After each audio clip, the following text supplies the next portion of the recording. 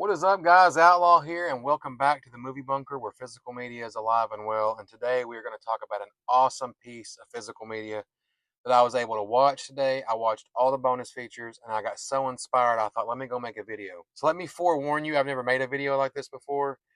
There are people that make videos that are so well spoken. A lot of this is just going to be stories of why I love this movie and why I decided to make a video. I've never, like I said, in this style before. And we're going to be talking about the Arrow Video 4K release for Salem's Lot. I just finished watching this. I woke up this morning. I watched the TV version. I watched the theatrical version. And I got so inspired to make a video about this that I thought, hey, let me just do it. Let me go in here and try. What's the worst that could happen? I can fail, but at least I can say I tried. But nonetheless, I wanted to just take some time and talk about how much I loved this release and how much I love Salem's Lot. Before we get into that, though, we are going to unbox this bad boy and take a look at all the cool stuff you get with it. So, of course, you get the awesome 4K Blu-ray, and then on the back here, you get all of the cool stuff that comes with it. Now, I have always maintained that I prefer the theatrical cut just because it's shorter, but upon watching this today, the TV version is more cohesive, and there's so many questions. If you've never seen the TV version, you watch the theatrical version. There's going to be a lot of scenes, I think, in the theatrical version that may confuse you because it just kind of jumps around. So I highly recommend watching both if you can and you have the time. But I think this is such an underrated vampire movie, and I want to take a minute and go over everything that this release comes with.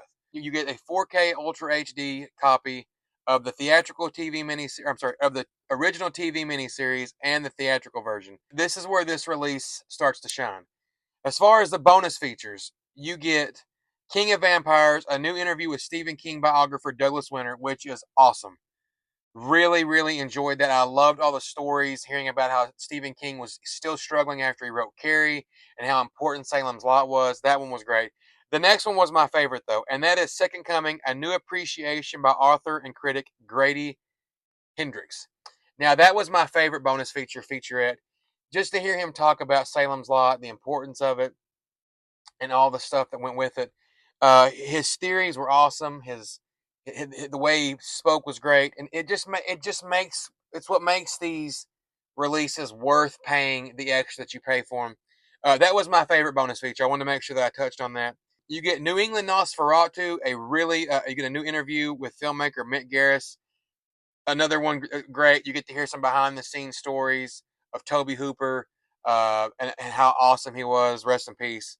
You get Fear Lives Here, a new featurette looking at the locations of Salem's Lot today. That was also awesome. We Can All Be Heroes, a new feature with film critic Heather Wixon and co-author of In Search of Darkness. Another great one. A gold standard for small screen screams, a new feature with film critic Joe Lipson and Tracy Thurman, co-host of the podcast Horror Queens. Trailer and an image gallery. As far as the TV version goes, you get an audio archive commentary by director Toby Hooper. You get a brand new audio commentary by film critics Bill Ackerman and Amanda Reyes. An alternate TV footage, commercial bumpers, an original broadcast version of Antler's death, and an original shooting script gallery. So this is chocked full of bonus features. Now, there isn't, if I'm just being honest, there isn't like one super long documentary, which is, I think, kind of what we all prefer.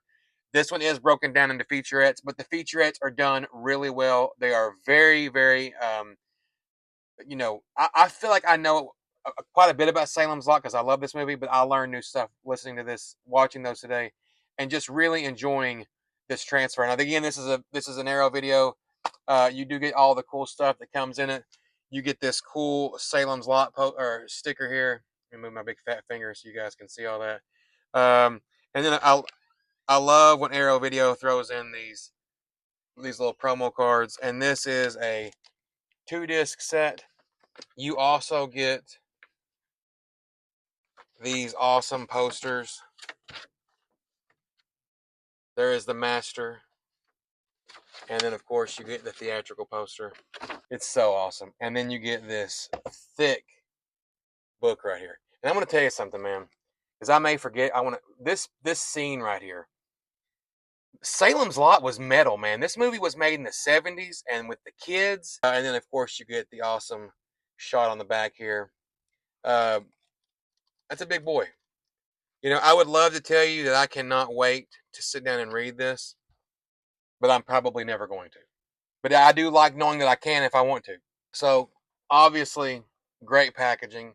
And I'm gonna be honest with you. This kind of fits to me. Just the black nothingness. I don't know. I like it. So obviously, with all Arrow video, the packaging is great. Now let's talk about the video transfer and the audio. So I'm gonna be honest with you. It is grainy. I mean, but it also it's 50 years old, 1979. So it doesn't bother me. This is without a doubt the best I think Salem's Lot has ever looked. Um, and this will probably be the last time I buy this. Not because I don't love this movie. Like I've said before, I'm a huge Salem's Lot fan. But this is the way I want to own this. This is, in the world of vampires, there are so many great vampire movies. You've got Fright Night, which I think is heavily inspired by this. You got The Lost Boys. You got vampires. Near Dark. But this is up there with them for me. I don't know that you would get Fright Night without this. Kurt Barlow, the master, this guy, has a very obviously he's inspired a lot by Nosferatu, but I'm gonna be honest with you. I still think that this movie, the theatrical version, portrays him perfectly. He ain't on the screen much, but when he is on the screen, he chews up the movie. Literally. I mean, there's a scene where um James Mason as Richard, who plays Richard Straker, like literally puts a garbage bag on a big table, and when he unravels it, there's a dead child in it. And we're talking about a movie that's almost 50 years old. It was like I said, this movie was very metal. Um, I absolutely, speaking of James Mason, Richard K. Straker in the movie, probably my favorite actor in the movie. He does such a good job. There's a couple of scenes where he's talking with a local constable, and he just perfectly portrays like when a snooty person comes into a small town and is more educated, and I think he says "chow," and the constable's like "chow," and he's like, "Yeah, it's I didn't know you was he says it's an Italian word, and he goes, "I didn't know you were Italian." He goes, "I'm not Italian. The word is." Just in just that one line, he completely buries the town constable and paints the picture that he's a local yokel. And the other thing about Salem's Lot, I'm glad that we got about this. This is a vampire movie, but this is also a great haunted house movie. Dave So, who plays Ben Mears, comes to Salem's Lot to write a book about the house that the master, or Kurt Barlow, and Straker are staying in. He continues to maintain that the house is haunted. They go throughout the movie, and I think he says something along the lines of like he believes that an evil house can attract evil men. And I had kind of forgotten that. And toward the end of the movie, there's a scene, spoiler alert, where they're getting ready to go into like the vampire den. They're in the basement, and he accidentally drops a bottle of holy water just on the dirt floor in the basement, and it starts to react. The basement floor starts to steam because of the holy water that hit it, and it showed that he was right. The house was evil, and it did attract evil men who were doing awful things. I think that Salem's Lot has never really gotten the credit that it deserves. And as far as like a vampire plague almost, this is the best, man. Like the town falls apart. Like you literally start to see characters that you don't mean to care for.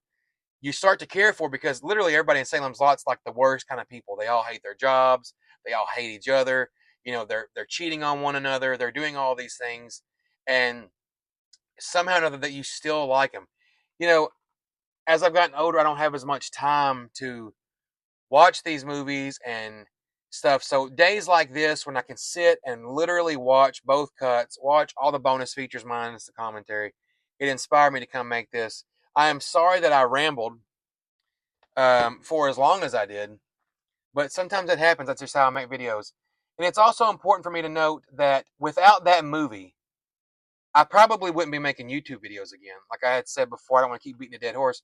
I had completely gotten out of collecting physical media. I have a very small collection now compared to what I used to have, and I don't remember who sent it to me.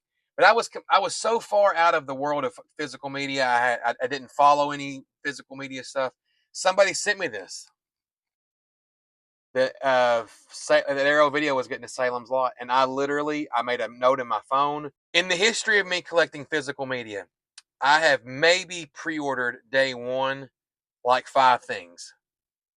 The Nightmare on Elm Street Steelbook 4K set, and I can't really remember. I didn't even pre-order the Halloweens right away day one, but I pre-ordered this as soon as it was sent to me, and it really reignited that fire. And then I didn't have the time to watch it when it first came, because now I have this thing to where if I buy a nice release, I want to watch everything and then maybe come talk about it and say, is this worth spending $50 on? And I think that if you're watching this video, you're clearly probably a Salem's Lot fan. If you're not, there are probably cheaper options. You could probably get the Blu-ray. I'll throw a picture up here if it's cheaper. If you get the Blu-ray, you decide that you like it and you have a nice 4K setup and you want to get this, I highly recommend it. I don't know what the price of this is. I mean, I'm assuming it's probably close. I mean, I paid 40 for mine. I'm assuming by now it's probably still that. It could be more. This is one of those things where I kind of have like this dream of one day living in like an RV and traveling the world and making my collection maybe have like 500 movies that I could take with me. I would take Salem's Lot with me. I mean, that's how much I enjoy this movie. This movie was legendary for me as a child because this is the movie that got my dad out of horror movies. I've watched Salem's Lot many times, and that is the best it's ever looked. I've owned the DVD, the Blu-ray, the 4K, and the 4K is the way to go. So I just want to share that with you guys and just say, if you haven't seen Salem's Lot, I really recommend it. Check it out. Maybe it's streaming somewhere, and if you enjoy it, I always recommend grabbing the physical media, especially when it's a release like that is loaded with great bonus features. If you are a fan of Salem's Lot, the bonus features on there pay for this itself. I'm going to give the video transfer. Um, I'm going to give it a 3.75 out of 5, and I'm going to give the audio a 4 out of 5. Both of them are pretty good. There's not going to be any visuals in this. It's going to knock your socks off, but it is the best the movie's ever looked. It's not going to be the movie that if somebody comes over and you're trying to sell them on 4K, that isn't going to be one of the ones that you grab to show. But guys, thank you all so much for watching. I appreciate all my new subscribers. I think we're currently at like 980 or 970, so we're getting really close to 1,000, and it's happening faster than I thought, and that's great. And I also wanted to say, I had a viewer that was very disappointed and upset with my use of Chat GPT, and he didn't like that my thumbnails and all the stuff I was using AI.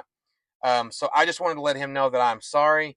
From now on, going forward, all of my thumbnails are going to be hand drawn by me. I'm going to scan them into the computer. So the thumbnail that you're seeing for this, was hand drawn by me because I want to support art, and there'll be no more Chat GPT uh, thumbnails. Everything that you see going forward will be completely made by me because I agree. With me having 980 subscribers, I should pay an artist to make all my thumbnails for the 50 people that watch my videos. So again, I'm sorry that upset you. Going forward, all my thumbnails will be hand drawn. Appreciate it if you guys hit that subscribe button. Thank you all so much for watching. Until next time, farewell from the Movie Bunker, and I'll see you at the movies.